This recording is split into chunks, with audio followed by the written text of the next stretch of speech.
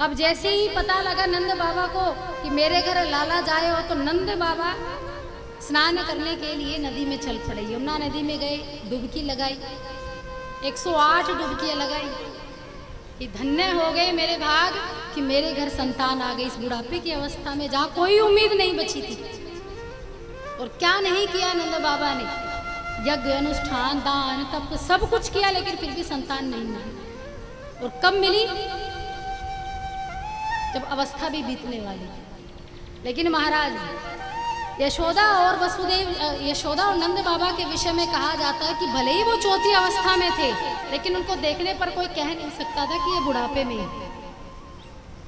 यशोदा के विषय में कहते हैं कि यशोदा का अर्थ होता है जो यश प्रदान करे, जो यशोमती हो, जिसकी मति यश में सदैव लगी रहती है, वो यशोमती यशोदा।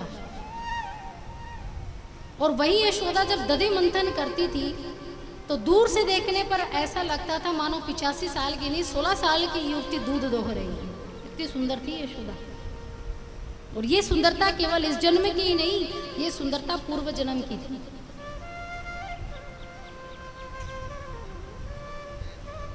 नंद बाबा 108 डुबकी लगाने गए, और जब भी आपके घर संतान आए तो सबसे पहले या तो आपके आसपास कोई तीर्थ हो, कोई जलाशय हो, या फिर कोई पवित्र नदी बहती हो, तो सबसे पहले पिता को वहाँ जाकर स्नान करना चाहिए, आचमन करना चाहिए। इससे होता क्या है, आचमन करने से जो आपके पितृ और जो कुल देवता या देवी होती है वो प्रसन्न होते हैं। जब आप आचमन करते हैं उससे प्रसन्न होते हैं कि आपके घर जो एक नया जन्म हुआ है उसके लिए आप उन्हें आमंत्रित करते हैं, बुलाते हैं कि मेरे घर कोई नया मेहमान आया है कि आप भी आइए। इसलिए आचमन किया जाता है। तो नंद बाबा ने भी आचमन किया। तो महिलाएं श्रृंगार करने में इतना समय लेती है, लेकिन आज नंद बाबा ने 2 घंटे में श्रृंगार किया। बोले लाला के पास जाऊंगा तो ऐसे ही थोड़ी ना जाऊंगा, खूब सज धज कर जाऊंगा। जब दर्शन करने जाऊंगा खूब सूट बूट टाई सब कुछ बढ़िया अच्छी तरह से श्रृंगार किया, 2 घंटे लगाए। अब 2 घंटे के बाद बाहर आए, यशोदा के पास इतनी सारी औरतें थी। अब कहा कि जरा लाला को दिखा दो, नहा धो के खूब अच्छी तरह से सज संवर कर आया हूँ। अब वहाँ 2-4 औरतें थी, उन्होंने कहा कि भागो यहाँ से, अभी कुछ कार्य रह चुका है, तो पुरुष का आना अभी वर्जित है। अभी यशोदा को समय है, लाला के अभी दर्शन आई हुई है। अब नंद बाबा बेचारे बैठ गए कि आया था श्रृंगार करने के लिए, उसके लिए श्रृंगार करके कि कब ठाकुर जी के दर्शन करूंगा, कब उसकी नजर मुझ पर पड़ेगी। लेकिन बेचारे बाहर ही खड़े हो गए। अब खूब ब्रज में दूर दूर से सबको पता लगा कि बुढ़ापे की अवस्था में भगवान आ गए, संतान मिल गई नंद बाबा को। खूब लंबी लाइन लगी दर्शन करने के लिए। तो नंद बाबा ने कुछ ब्राह्मणों को भी बुलाया, जैसे वो करवाते हैं ना, शुद्धिकरण करवाते हैं, दान वगैरह सब वो कार्य किया गया। तो ब्राह्मणों को बिठाया, ब्राह्मणों को कहा कि महाराज आप करिए अपना काम।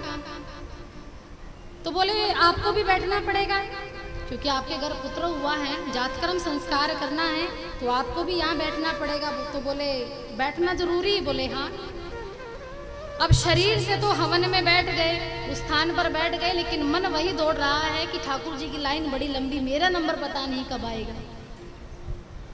नंद बाबा को भी मिलने नहीं दिया, जो कि स्वयं उनके पिता थे, क्योंकि वो समय नहीं आया था नंद बाबा और भगवान के मिलन का। उससे पहले आनंद लिया ग्वालों ने और गोपियों ने। अब ब्राह्मण कहते हैं महाराज जरा अक्षत डालिए। गणेश और लक्ष्मी का सबसे पहले पूजन होता है हवन में, तो अक्षत डालिए। तो नंद बाबा दरवाजे पर नजर डालकर चीनी डाल देते। अब ब्राह्मण कहते महाराज ये क्या कर दिया, आपको अक्षत डालने थे। बोले महाराज क्षमा करो, अब नजर वहीं टिकी है। फिर से कहा कि वस्त्र डालिए, तो वहां महाराज जी पत्ता डाल देते। सब उल्टा पुल्टा कर दिया। अब ब्राह्मणों ने कहा आप रहने ही दीजिए, आप संकल्प ले लीजिए गौदान का और अन्नदान का। हम अपने आप स्वयं बाकी का कार्य कर देंगे, आप दर्शन करने जाओ। बोले काय का दर्शन करने जाए, करने देगी तब ना। वो जाता हूं सब डांट कर भगा देते। शरीर से अवन में बैठे लेकिन मन वही दौड़ रहा है कि लाला के दर्शन कब होंगे। खड़े हो गए, बोले महाराज आप ही निपटाओ ये काम, मेरा मन नहीं है ये हवन करने में, और मन क्यों ना हो। जब जिसके घर स्वयं अधिपति आकर विराजमान हो गए तो उसका विग्रह का क्या करना है फिर।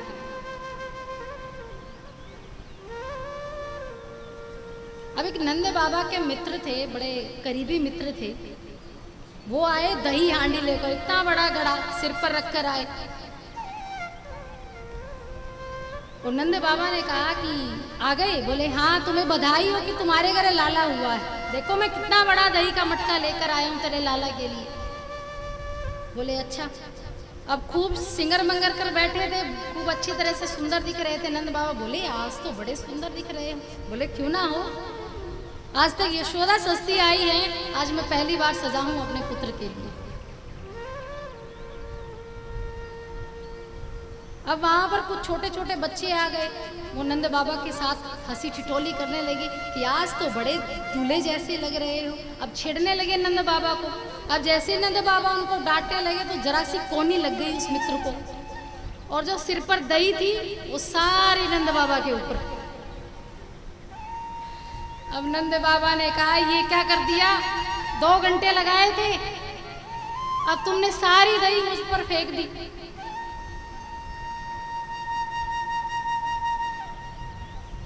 तो बोले देखो महाराज, इसमें मेरी कोई गलती नहीं थी, आपने जरा सा हाथ लगाया तो वो दही गिर गई। तो बोले कोई बात नहीं, ठाकुर जी को दही और माखन बड़ा पसंद है, आप जैसे हो वैसे ही चले जाओ। अब नंद बाबा की बारी आ गई। इतने में ही जैसे ही दही ऊपर गिरी वैसे ही नंद बाबा की बारी आ गई। अब बोले ऐसे जाऊंगा, बोले ऐसे ही चले जाओ। कुछ ना कुछ तो विशेष है यशोदा के घर में। तो बताइए ना मुखरादाई की लाला होगी कि लाली, हमारी यशोदा किसे जन्म देगी।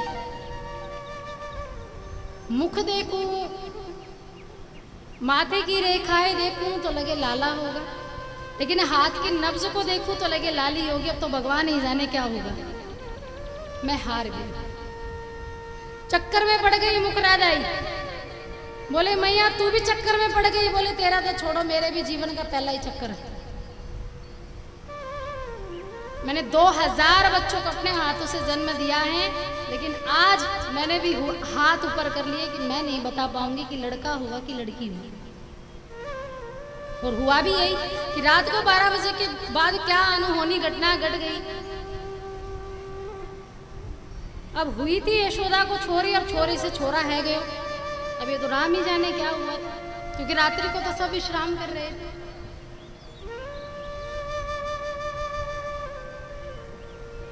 बाके को बाका इसलिए कहते हैं क्योंकि ब्रज की भूमि में जब वो आ गए हैं तो सीधी उंगली से घी निकालने वाले नहीं हैं वो। अब वो सब टेढ़े काम करेंगे, इसलिए बाके को बाका कहते हैं। और जो उस बाके का दर्शन कर ले वो खुद ही बाका हो जाता है।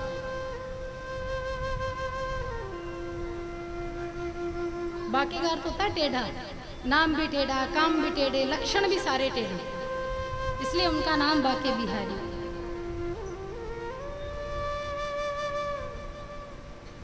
ऐसी ऐसी ब्रज में लीलाएं की हैं प्रभु ने कि माता यशोदा भी चकरा जाती थी। एक पल के लिए ये सोचती थी कि लगता है ये मेरा लाला नहीं है जिसको मैंने जन्म दिया।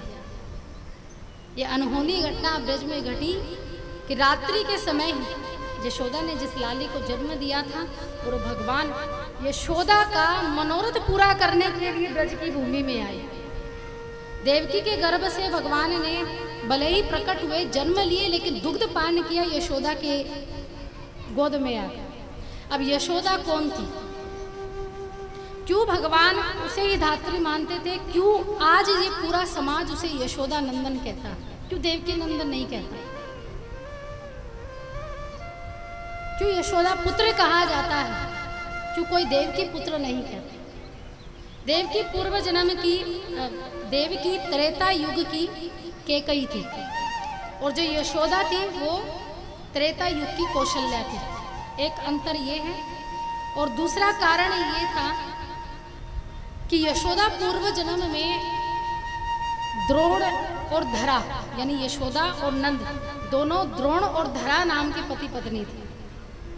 गरीब थे, कुटिया बनाकर रहते थे, जंगल में भजन नाम संकीर्तन करते, मिल जाता खा लिया, नहीं मिलता तो कोई शिकायत नहीं, पानी पीकर ही सो जाते। एक बार धरा की कुटिया में कुछ संतों का आगमन हुआ। संत बाहर आए, आवाज लगाई कि क्या कोई कुटिया में है जो हमें भोजन करवा दे। तब धरा ने अंदर से आवाज लगाई और कहा, हाँ महाराज, आपकी बेटी। संत महात्माओं ने कहा, बेटी हमें बड़े जोरों की भूख लगी है, कई दिन बीत गए लेकिन भोजन नहीं मिला, तो क्या तुम हमें भोजन करवाओ? बोले, हाँ महाराज करवाऊंगी, आप जरा जल में स्नान करके आइए। आप इतने आएंगे मैं भोजन की तैयारी करूँ। अब संत तो चले गए स्नान करने के लिए, लेकिन धरा जैसे ही अंदर गई, रसोई घर में देखा तो वहाँ कुछ नहीं, एक अन्न का दाना तक नहीं। अब संकल्प भी दे दिया, कह भी दिया कि आप आइए और फिर भोजन कीजिएगा, लेकिन क्या खिलाऊं जब है ही नहीं घर में कुछ। तो सोचा चलो नगर के साहूकार के पास जाती हूँ, कुछ गिरवी रखूंगी। और गिरवी रखने के लिए भी क्या था, कुछ भी नहीं था। बोले उधार मांग लूंगी और सोचूंगी सूद समेत वापिस दे दूंगी, लकड़ियां बेच कर लाऊंगी, मेहनत करूंगी, फिर वापिस दे दूंगी। अब नगर के साहूकार के पास गई। धरा बड़ी सुंदर थी, दिखने में बड़ी सुंदर, गोरी चिट्टी लचक जैसी महिला, वैसी एक अवगुण नहीं था यशोदा में, गुणों का बखान थी यशोदा वो धरा। नगर के साहूकार के पास गई, कहा महाराज मुझे 2 रुपए दे दीजिए, मेरे घर संत आए हैं, मैं भोजन करवाना चाहती हूँ, और जैसे ही धीरे धीरे मैं आपके पैसे लौटा दूंगा। बोले इसके लिए तुम्हें कुछ गिरवी रखना पड़ेगा। बोले गिरवी रखने की चीज होती तो मैं तुम्हारे पास क्यों आती? बोले नहीं, मैं ऐसे किसी को पैसे नहीं देता। बोले महाराज मेरी बात मानिए, आप मुझे 2 के सूद समेत सैकड़ा जो भी आप लगाते हैं ब्याज वो लगा लीजिए, लेकिन अब मुझे इस समय अपनी लाज बचानी है तो 2 रुपए दे दीजिए। तब साहूकार की नीयत बिगड़ गई धरा को देखकर, ऊपर से नीचे तक देखा तो धरा को कहा कि तुम्हारे पास है गिरवी रखने के लिए, अगर तुम दे सकती हो तो। धरा समझ गई, और जिसकी नजर खोटी हो जाए तो वो समझ जाते हैं। तो बोले महाराज आप क्या चाहते हैं? बोले मुझे तुम्हारी छाती चाहिए, मुझे तुम्हारे स्तन चाहिए, ये मुझे दे दो और 2 रुपए ले लो। अब धरा हो गई विचलित, क्या करे, ना दे तब भी और दे तब भी। आप धन का दान कर सकते हैं, वस्त्र महंगी से महंगी चीज भी दान कर सकते हैं, लेकिन शरीर का दान अगर आपसे कोई मांगे, अगर द्वार पर कोई आ जाए और द्वार पर आकर कहने लगे कि एक किडनी दे दो, तो दे दोगे? कोई देगा किडनी अपनी? कोई नहीं देगा। महाराज और कुछ ले लो, और चीजें ले लो, वस्तु ले लो, लेकिन शरीर की कोई भी चीज हम आपको नहीं देंगे, वो भी जीते जी। मरने के बाद तो चलो शरीर दान कर दिया जाता है, लेकिन जीते जी तो कोई नहीं दे सकता। सबको प्रिय है अपना ये शरीर, लेकिन धरा को प्रिय था उस संत की वाणी, उस संत का सम्मान। उसी समय धरा ने क्या किया, दोनों अपने स्तन काटे और साहूकार को दे दिए और चली गई, और वस्त्र से अपनी छाती को टाइट बांध लिया ताकि रक्त ना बहे और किसी को दिखाई ना दे। बाजार गई, सामान लेकर गई, सामान घर पर रसोई घर में बनाया, और साधु महात्मा स्नान करके आए, आसन पर बैठाए तो उनके पति द्रोण भोजन परोस रहे थे।